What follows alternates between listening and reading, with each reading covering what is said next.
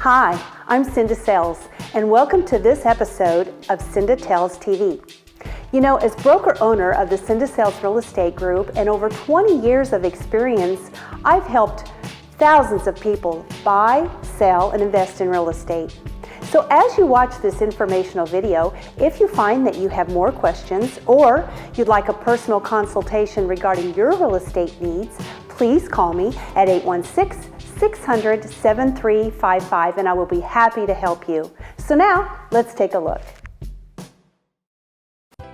Hi, welcome to another episode of Cinda Tells TV. I'm your host, Cinda Sells, and today we're going to talk about frequently asked questions that buyers have. So the first one is, how many houses can I look at? I want to go out and buy a home. Well, that's a real easy question to answer, because the first thing that I would want to do if you called me up and said, Cinda, I want to buy a house, is bring you in for a buyer consultation. And what we're going to do during that process is we're going to determine what price range, what type of home that you're looking for, bedrooms, bath, garages, backyards, basements. That type of information is going to determine how many homes we look at and in the price range, because I'm only going to show you homes that meet your criteria. Okay, the second question is, what is a short sale? We hear that a lot, and there are a lot of distressed properties still in the market today, not only foreclosures, but the short sales. Here's what that means. A seller, in the case of a short sale, the seller is upside down in the house. In other words, he owes more on the property than it's being able to be sold in the current market. So there's really nothing very short about a short sale, except that there's a shortfall to the bank. The bank will have to take a lesser amount in order for the home to be sold. Now, here's the really interesting thing. You really need to hire a realtor that understands short sales, whether you're selling or buying, because it is a process. And sometimes it can take months and months to get it done. It can be a good fit for someone that has time on their hands, because you can get a really good buy, but you'll want to have someone that's very good at short sales explain to you exactly how that works, which I can do that for you. Okay, the third question is, why do I have to come into the office before we look at homes? Very good question. We're going back to buyer consultation again.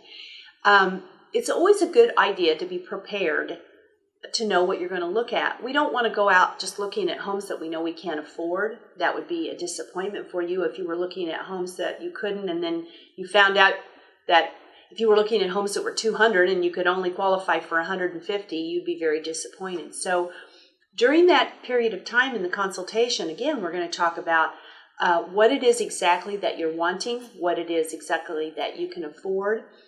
And I don't want to show homes. The other reason is because we don't want to disappoint that seller thinking that he's got a potential buyer for a home when in fact you can't afford it. But it's a good idea for us to have a face-to-face, to build a rapport, and then figure out when we're going to go out and take a look at houses.